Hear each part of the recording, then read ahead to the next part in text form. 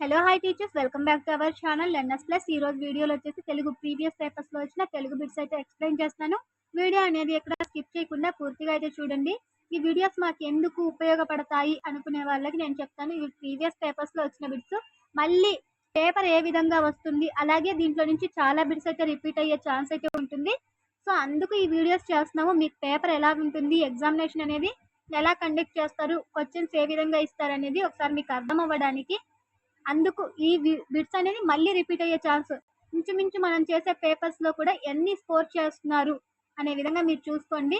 దీంట్లో మనం చదివే పేపర్స్ లో మీరు ఒక 29 అలా స్కోర్ చేస్తే టెట్ లో అనేది 130+ మార్క్స్ వరకు గెయిన్ చేసే ఛాన్స్ అయితే ఉంటుంది. లేట్ చేయకుండా వీడియో అయితే స్టార్ట్ చేస్తాను. మీరు కొత్తగా మన ఛానల్ చూస్తున్న వాళ్ళైతే ఒకసారి వీడియోకి లైక్ చేసి అదే విధంగా సబ్స్క్రైబ్ చేసుకోండి. Thank you. మీరు లేట్ చేయకుండా వీడియో అయితే స్టార్ట్ చేస్తాను. ఫస్ట్ పద్యం ఇచ్చాడు, ఆ పద్యానికి సంబంధించి ఒక క్వశ్చన్ అయితే అడిగాడు. పై పద్యంలో ధర అనే పదానికి అర్థము. ధర అనే పదానికి అర్థము ఆకాశం, భూమి, విలువ, దారి. ఒక పద్యం ఇచ్చి ఆ పద్యానికి ధర అనే పదానికి అర్థం అడిగాడు. పై పద్యంలో ధర అంటే అర్థం వచ్చేసి భూమి అండి. భూమి. ధర అంటే విలువ అని పెట్టారు. ధర ఈ పద్యం ప్రకారం ధర అంటే అక్కడ భూమి అనేసి అర్థం. కరెక్ట్ ఆన్సర్ వచ్చేసి ఆప్షన్ 2. నెక్స్ట్, సుమతి శతకకర్త.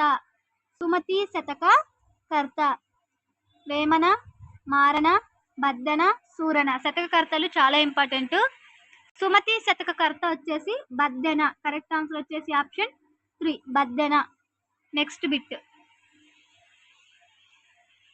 నెక్స్ట్ గద్యం ఇచ్చి గద్యానికి సంబంధించిన క్వశ్చన్స్ అయితే అడగడం జరిగింది. నేను ఒక నిమిషం ఆ పద్యం కాడ గద్యం దగ్గర మీరు ఏం చేస్తారంటే వీడియోని ఒకసారి పాస్ చేసుకొని ఆ పద్యాన్ని గద్యాన్ని అయితే ఒకసారి చదవండి. తిక్కన ప్రకృతి వర్ణన ప్రత్యేకత. తిక్కన ప్రకృతి వర్ణన ప్రత్యేకత. ప్రకృతి కథ, ప్రాకృతి పాత్ర అన్వయం. ప్రకృతి పరాభవం, ప్రకృతి కోపం అన్వయం. ప్రకృతిలో సంబంధం లేని అన్వయం, ప్రకృతికి కథకు సంబంధం లేని అన్వయము. తిక్కన ప్రకృతి వర్ణన ప్రత్యేకత ఏంటి అనేసి అడగడం జరిగింది. కరెక్ట్ ఆన్సర్ వచ్చేసి ప్రకృతి కథ, ప్రకృతి పాత్ర అన్వయం. కరెక్ట్ ఆన్సర్ వచ్చేసి ఆప్షన్ 1. నెక్స్ట్, నేల విడిచి సాము చేయడం అనేది ఒక. నేల విడిచి సాము చేయడం అనేది ఒక పొడుపు కథ, సామెత, జాతీయం, పలుకుబడులు. నేల విడిచి సాము చేయడం అనేది ఒక జాతీయం అండి. కరెక్ట్ ఆన్సర్ వచ్చేసి ఆప్షన్ 3 జాతీయం. నెక్స్ట్, మిత్ర సాహస్రి శతకకర్త. మిత్ర సాహస్రి శతకకర్త గరికపాటి, మల్లావధాని, పెరుమాళ్ళ మున్నెప్ప, మాచిరాజు శివరామరాజు, కొండూరు వీరరాఘవాచార్యులు. మిత్ర సహస్రి శతకకర్త. మిత్ర సహస్రి శతకకర్త వచ్చేసి కొండూరు వీరరాఘవాచార్యులు. కొండూరు వీరరాఘవాచార్యులు. కరెక్ట్ ఆన్సర్ వచ్చేసి ఆప్షన్ 4. నెక్స్ట్, చేలము అను పదానికి అర్థము. చేలము అనే పదానికి అర్థం పొలము, వస్త్రము, పూలు, తోక. చేలము అను పదానికి అర్థం వచ్చేసి వస్త్రము. చేలము అంటే వస్త్రము అనేసి అర్థం. Correct answer option 2. నెక్స్ట్, ఆశ పదానికి పర్యాయ పదాలు. పర్యాయ పదాలు అంటే సమాన అర్థాన్ని ఇచ్చే పదాలు. ఆశ అనే పదానికి పర్యాయ పదాలు. ఆప్షన్స్ ఈచ్ఛ, ఈస, వికాసం, ప్రగతి, శరీరం, నేను, మనస్సు, హృదయం. కాంక్ష, కోరిక అన్నా కూడా అవి ఆశ అనే పదానికి పర్యాయ పదాలు అవుతాయి. ఈచ్ఛ, ఈప్స అంటే కోరిక అనే అర్థము. కరెక్ట్ ఆన్సర్ వచ్చేసి ఆప్షన్ 1. ఆశ అంటే ఈచ్ఛ, ఈప్స పర్యాయ పదాలు ఇక్కడ ఇచ్చిన దాని ప్రకారం. నెక్స్ట్, పుస్తకం పదానికి వికృతి. పుస్తకం పదానికి వికృతి పదము పుత్తము, పత్తము, పుస్తము, పొత్తము. పుస్తకం అనే పదానికి వికృతి పదం వచ్చేసి పొత్తం. పొత్తం. కరెక్ట్ ఆన్సర్ వచ్చేసి ఆప్షన్ 4. నెక్స్ట్, మూలక, జలము పదాలకు నానార్థ పదము. మూలక, జలం అనే పదానికి నానార్థ పదం ఏది అనేసి అడిగారు. అంకురం, గంగ, చేర, ధర్మం. మొలక, జలము అనే పదాలకి నానార్థ పదం వచ్చేసి అంకురం. అంకురం. కరెక్ట్ ఆన్సర్ వచ్చేసి ఆప్షన్ 1. అంకురము అంటే అంకురానికి నానార్థాలు మొలక, జలము అనేసి వస్తుంది. Correct answer option 1. నెక్స్ట్, ఈ క్రింది వాటిలో జాతీయాలను గుర్తించండి. జాతీయాలను గుర్తించమన్నారు. అక్క చెల్లెళ్ళు, తల్లి తండ్రి, ఈడు జోడు, అన్న తమ్ముళ్ళు. జాతీయాలను గుర్తించండి అనేసి అడిగాడు. అక్క చెల్లెళ్ళు, తల్లి తండ్రి, అన్న తమ్ముళ్ళు ఇవన్నీ కాదు, ఇవి జాతీయాలు కాదు. ఈడు జోడు అనేది జాతీయం. ఈడు జోడు ఆప్షన్ 3. నెక్స్ట్, పున్నమికి పూత అమావాస్యకు ఆరగింపు ఏమిటది? పున్నమికి పూత అమావాస్యకు ఆరగింపు. ఇదొక పొడుపు కదా, ఏంటది అనేసి అడుగుతున్నాడు. పకోడి, తాంబూలం, తేనెపట్టు, నేరేడి పండు. పున్నమికి పూత, పున్నమికి తేనె తుట్టలో తేనెలు పెడుతూ ఉంటది. అమావాస్యలోపు తేనె తీగలు అనేవి ఆ తేనెని స్వీకరిస్తాయి. కరెక్ట్ ఆన్సర్ వచ్చేసి తేనె పట్టు ఆప్షన్ 3. నెక్స్ట్, లింగ వచన విభక్తులకు లేని పదాన్ని ఇలా అంటారు. లింగ వచన విభక్తులు లేని పదాన్ని, ఇది మళ్ళీ రిపీట్ అయిన బిట్ అండి. మొన్న రీసెంట్ గా చెప్పిన తెలుగు పేపర్లో కూడా ఈ బిట్ అనేది వచ్చింది. లింగ వచన విభక్తులు లేని పదాన్ని ఇలా అంటారు. విశేషణం, నామవాచకం, క్రియ, అవ్యయము. లింగ వచన విభక్తులు లేని పదం ఏది అంటే అవ్యయము. అవ్యయము. Correct answer option 4. భవిష్యత్తు కాలం అనగా, భవిష్యత్తు కాలం చాలా ఈజీ బిట్స్. భవిష్యత్తు కాలం అనగా జరిగిపోయిన కాలం, జరగబోయే కాలం, శీతాకాలం, జరుగుతున్న కాలం. భవిష్యత్తు కాలం అంటే జరగబోయే కాలము. కరెక్ట్ ఆన్సర్ వచ్చేసి ఆప్షన్ 2. నెక్స్ట్, గాలి కొరకు కిటికీలు తెరిచారు. కొరకు అనేది ఏ విభక్తి? ఇందులో ఉన్న విభక్తి అనేసి అడిగాడు. కొరకు అనేది ఏ విభక్తి అనేసి అడిగాడు. ఆప్షన్స్ సప్తమి, ప్రథమ, చతుర్థి, ద్వితీయ. కొరకు అనేది చతుర్థి విభక్తి. కొరకున్ కై అది వచ్చేసి చతుర్థి విభక్తి. కరెక్ట్ ఆన్సర్ వచ్చేసి ఆప్షన్ 3. నెక్స్ట్, క్రింది వాణిలో వాక్యాంత బిందువు. వాక్యాంత బిందువు వాక్యం అయిన తర్వాత ఉంచే బిందువు విరామం అండి. కరెక్ట్ ఆన్సర్ వచ్చేసి ఆప్షన్ 4 విరామము. పులి స్టాప్ అండి, పులి స్టాప్. నెక్స్ట్, నిత్య ఏకవచనముకు ఉదాహరణ. నిత్య ఏకవచనము మూలిక, ఇనుము, పక్షి, ఆశ. నిత్య ఏకవచనం వచ్చేసి ఉదాహరణ మూలిక, మూలికలు, పక్షి, పక్షులు, ఆశ. నిత్య ఇక్కడ కన్ఫ్యూజ్ అవుతారు ఇనుముకి, ఆశకి. సో నిత్య ఏకవచనము ఇనుమండి. Correct answer option 2. నెక్స్ట్, క్రింది వాణిలో సంయుక్తాక్షర పదం. సంయుక్తాక్షర పదము సంకలనం, చిచ్చర పిడుగు, పుణ్యం, మొదలు. సంయుక్తాక్షర పదం. సంయుక్తాక్షరం అంటే ఏంటి? ఒక హల్లుకి వేరొక హల్లు ఒత్తుగా చేరితేది సంయుక్తాక్షరం అవుతుంది. ఇక్కడ సంయుక్తాక్షరం ఏ పదానికి వచ్చిందంటే ఆప్షన్ 3 పుణ్యము. అనాకి యావత్ అనేది హల్లుగా చేరింది, ఒత్తుగా చేరింది. ఒక హల్లుకి ఇంకో హల్లు అనేది ఒత్తుగా చేరింది. సంయుక్తాక్షర పదం ఏది అంటే ఆప్షన్ 3. నెక్స్ట్, క్రింది వాణిలో పరుషాలు. పరుషాలు స, స, ష, హ. కచట తప, గజడ దబ, యా, రా, బండిరా, లా, లా, వ. పరుషాలు అండి. కచట తప్పలు. క్రింది వాటిలో పరుషాలు ఏవి అంటే కచట తపలు. ఏమేమి పదంలో ఉన్న సంధి.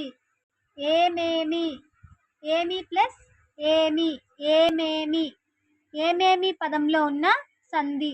అత్వసంధి, ఇత్వసంధి, గుణసంధి, సవర్ణ దీర్ఘ సంధి.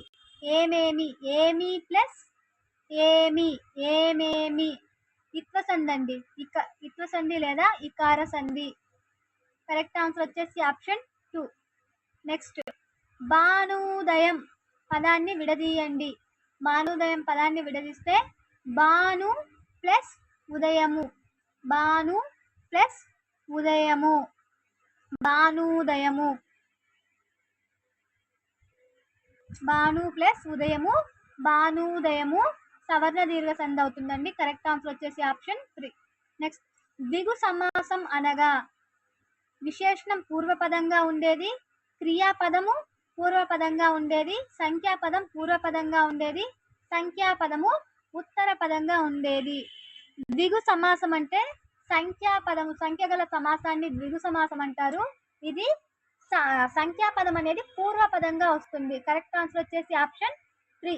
సంఖ్యాపదం అనేది పూర్వపదంగా ఉండే సమాసము ద్విగు సమాసము. నెక్స్ట్, చిల్లర పదంలో గురు లఘువులను గుర్తించండి. చిల్లర అనే పదంలో గురు లఘువులని గుర్తించండి. గురువు, లఘువు, లఘువు, గురువు, గురువు, లఘువు, 3 గురువులు, 3 లఘువులు. చిల్లర ద్విత్వాక్షరానికి ముందుండే అక్షరము గురువు అవుతుంది.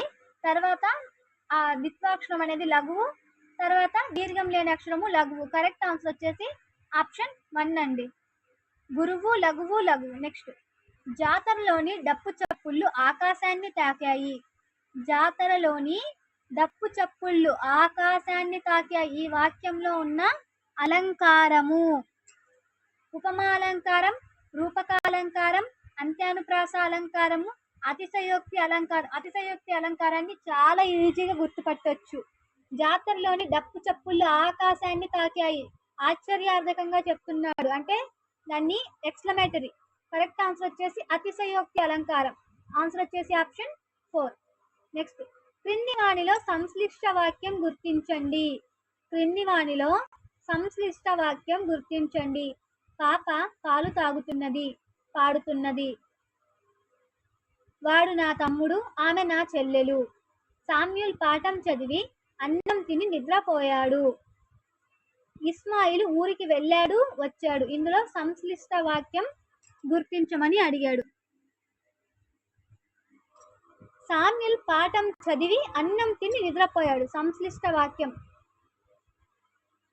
2 వాక్యాలు కలిగి ఉంటే అది సంయుక్త వాక్యం అవుతుంది. సంశ్లిష్ట వాక్యము అంటే ఒకే వాక్యంలో పూర్తి చేశాడు అంటే మధ్యలో కామాలు వచ్చాయి. సామ్యూల్ పాఠం చదివి అన్నం తిని నిద్రపోయాడు. సంశ్లిష్ట వాక్యం ఏది అంటే ఆప్షన్ 3. నెక్స్ట్, ఇతివృత్తము, పూర్వగాథలు, విశేషాంశాలు మొదలైన ఏ పరిజ్ఞానం కిందికి వస్తాయి? ఇతివృత్తం, పూర్వగాథలు, విశేషాంశాలు మొదలైనవి ఏ పరిజ్ఞానం కిందికి వస్తాయి? ఇవి వచ్చేసి మనకు తెలుగు మెథడాలజీకి సంబంధించిన బిట్స్. భాషా పరిజ్ఞానం, విషయ పరిజ్ఞానం, శాస్త్ర పరిజ్ఞానం, ప్రత్యక్ష పరిజ్ఞానము. ఇతివృత్తము, పూర్వగాథలు, విశేషాంశాలు అనేవి విషయ పరిజ్ఞానం కిందికి వస్తాయి. కరెక్ట్ ఆన్సర్ వచ్చేసి option 2. Next, bad spelling is the result of bad hearing. దుష్టోచ్చరణకు కారణం వినికిడిలో శ్రద్ధ వహించకపోవడమే అనే వాక్యంలో దాగిన ముఖ్య భాషా నైపుణ్యము. లేఖనం, భాషణం, శ్రవణం, పఠనం. Bad spelling is the result of bad hearing. మనము తప్పుగా చదవడానికి కారణము మనం తప్పుగా వినడము అనేది ఏ రకమైన భాషా నైపుణ్యానికి కారణం అనేసి అడిగాడు. ఇది వచ్చేసి ఫస్ట్ మనం తప్పుగా వింటున్నాం కాబట్టి తప్పుగా చదువుతున్నాము. సో దీనికి కరెక్ట్ ఆన్సర్ వచ్చేసి ఏ భాషా నైపుణ్యానికి సంబంధించిందంటే శ్రవణము. ఫస్ట్ వింటేనే కదా మనం విని అదేంటో చదవడానికి వీలయ్యేది. సో వింటున్నాము ఫస్ట్. ఇది ఏ నైపుణ్యానికి సంబంధించిందంటే శ్రవణము. నెక్స్ట్, కిండర్ గార్డెన్ పద్ధతిని ప్రవేశపెట్టిన విద్యావేత్త. కిండర్ గార్డెన్ పద్ధతిని ప్రవేశపెట్టిన విద్యావేత్త ప్రొబెల్, మేరియా మాంటిసోరీ, గిజుబాయ్, మహాత్మా గాంధీ. కిండర్ గార్డెన్ పద్ధతి వచ్చేసి ప్రొబెల్ అండి. Correct answer option 1. నెక్స్ట్, క్రింది వాణిలో విద్యా ప్రణాళిక ప్రయోజనాల్లో లేనిది. విద్యా ప్రణాళిక ప్రయోజనాల్లో లేనిది. లక్ష్యాత్మక విద్యను అందించడం, బోధన సులువుగా మారుతుంది, సకాలంలో పరీక్షలు నిర్వహించవచ్చు, ప్రణాళికల తయారీలో సమయం వృధా అవుతుంది. లేనిది అన్నాడు. ప్రణాళికల తయారీలో సమయం అనేది వృధా అవుతుంది అనేది ప్రయోజనాల్లో లేదు. కరెక్ట్ ఆన్సర్ వచ్చేసి ఆప్షన్ 4. నెక్స్ట్, బోధన అభ్యాసన ఉపకరణాలను ప్రతి ఉపాధ్యాయుడు తన బోధనలో ముందుగానే ప్రదర్శించి వివరించాలి. పాఠ్య బోధన అంతా పూర్తయ్యాక ప్రదర్శించాలి. సముచిత సమయంలో సందర్భానుసారంగా వాడాలి. అసలు ఉపయోగించనవసరం లేదు. బోధన ఉపకరణాలను పాఠాన్ని చెప్పేటప్పుడు అతనికి అవసరమైనప్పుడు సమయానుచితంగా ఫలానా లెసన్ అనేది చెప్పేటప్పుడు అది వచ్చినప్పుడు దానికి సందర్భోచితంగా దాని సమయానుసారంగా ఉపయోగించుకోవాలి. దాని సందర్భానుసారంగా. కరెక్ట్ ఆన్సర్ వచ్చేసి ఆప్షన్ 3 అండి. నెక్స్ట్ లాస్ట్ బిట్ అండి. పిల్లలు నిరంతర సమగ్ర మూల్యాంకనాన్ని పాఠ్య సహపాఠ్య విషయాల్లో పూర్తి స్థాయిలో అమలు చేయాలని చెప్పిన చట్టం. పిల్లల నిరంతర సమగ్ర మూల్యాంకనాన్ని పాఠ్య సహపాఠ్య విషయాల్లో పూర్తి స్థాయిలో అమలు చేయాలని చెప్పిన చట్టము ఆర్టీ 2009, ఎన్సిఎఫ్ 2005, ఎన్పిఈ 1986, ఆర్టీ 2005. నిరంతర సమగ్ర మూల్యాంకనాన్ని పాఠ్య సహపాఠ్య కార్యక్రమాల్లో పూర్తిగా స్థాయిలో అమలు చేయాలని చెప్పిన చట్టం వచ్చేసి ఆర్టీ 2009 అండి. ఆర్టీ 2009. కరెక్ట్ ఆన్సర్ వచ్చేసి ఆప్షన్ 1. ఇవి తెలుగుకు సంబంధించిన బిట్స్. ఇవి ఎందుకు చెప్పానంటే మళ్ళీ వచ్చే ఎగ్జామ్స్ లో ఈ బిట్స్ అనేవి రిపీట్ అయ్యే ఛాన్స్ ఉంటుంది. మన వీడియోస్ ద్వారా ఎంతో కొంత హెల్ప్ అవుతుంది అనేసి టీచర్స్ కి ఈ వీడియోస్ అయితే చేస్తున్నాను. వీడియో నచ్చినట్లయితే తప్పకుండా ఒక లైక్ చేయండి. Thank you for watching.